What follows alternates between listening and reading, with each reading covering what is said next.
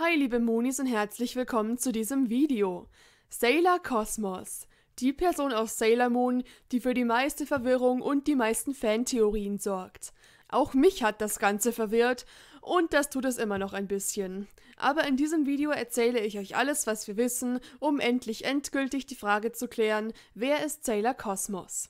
Also mal ganz generell, sie ist ein Charakter, der nur im Manga und in einem Musical vorkommt.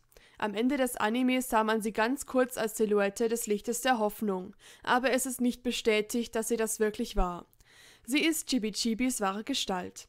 Im Manga ist das ganze Ding mit Galaxias Sternenkristall nämlich nicht so.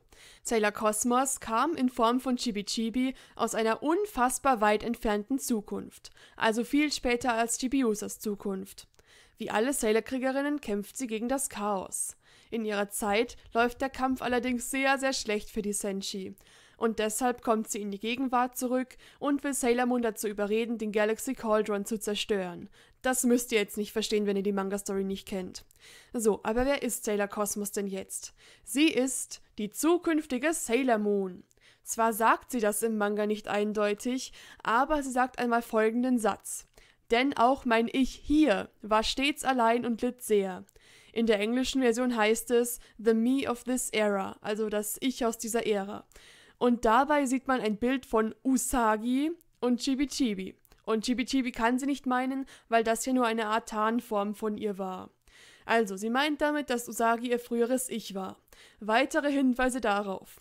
Sie ist Sailor Moon wie aus dem Gesicht geschnitten.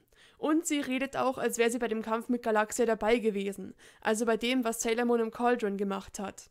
Und weil sie die Entscheidung, die sie damals als Sailor Moon getroffen hat, bereut, ist sie zurückgekommen. Ganz eindeutig wird es dann im Musical Le Mouvement Final. Da steht im offiziellen Programmheft als Sailor Cosmos Charakterbeschreibung, sie ist in ferner Zukunft die ultimative Form von Sailor Moon. Und im Musical selber sagt sie es noch eindeutiger. Ich bin eine Form von Sailor Moon aus der fernen Zukunft, eine, die viele Male wiedergeboren wurde. 何度も転生を繰り返した遠い未来のセーラームーンの姿です。あなたのいる30世紀よりもはるか未来。Also da habt ihr es, sie sagt es selber. Gut, die Musicals sind natürlich ein bisschen anders und haben so deren eigenen Canon. Aber gerade die neuen Musicals, dieses ist übrigens von 2017, halten sich ja sehr an den Manga. Und außerdem wird Sailor Cosmos gespielt von Satomi Okubo, der Frau, die ein paar Jahre zuvor noch die Sailor Moon gespielt hat. Das ist kein Zufall. Vor allem, da Naoko Takeuchi bei den Castings involviert war, soweit ich weiß. Und ich vermute auch mal, dass sie die Story selber abgesegnet hat. So, aber wenn das alles so eindeutig ist, warum dann die ganze Verwirrung unter den Fans? Naja, es gibt trotzdem so ein paar Punkte, die irgendwie seltsam sind. Angefangen mit ihrem Namen. Normalerweise sind Sailor-Krieger ja nach ihrem Himmelskörper benannt. Aber gleich der ganze Kosmos? Bei Sailor Galaxia kann man ja noch argumentieren, dass sie sich den Titel selber gegeben hat. Aber bei Sailor Cosmos bezweifle ich das. Und wenn es die zukünftige Sailor Moon ist, warum heißt sie denn dann nicht mehr Moon? Und warum hat sie statt der Mondsichel plötzlich einen Stern auf der Stirn? Außerdem gibt es eine Stelle, an der Sailor Ceres fragt, ob Cosmos die zukünftige und endgültige Form Sailor Moon sei. Aber darauf antwortet sie, nein, ich bin nur ein Feigling und von da geflohen, wo ich eigentlich sein sollte. Und dieser Satz hat mich immer extrem verwirrt. Aber ich glaube, sie meint damit, dass ihr früheres Ich einfach stärker und mutiger war. Sie sagt auch direkt danach, niemals würde ich Eternal Sailor Moons letztes aufbäumen, ihren Mut und ihre Kräfte aufbringen. まさかセーラームーンの究極の姿。そんな立派なものじゃないわ。私は自分のいるべき場所から逃げ出したただの臆病者です。 Und später sagt sie auch, die Eternal Sailor Moon, die gerade die Galaxie gerettet hat, stellt die wahre Sailor Cosmos dar. Wenn ich so wie Eternal Sailor Moon die Kraft habe, den Mut aufzubringen, alles hinzuwerfen oder alles zu akzeptieren, dann werde ich erst zur wahren Sailor Cosmos. Also ich glaube, sie meint damit, dass Sailor Moon, also ihr früheres Ich, viel mutiger und psychisch stärker war. Und deshalb wäre Sailor Moon eigentlich die bessere Sailor Cosmos.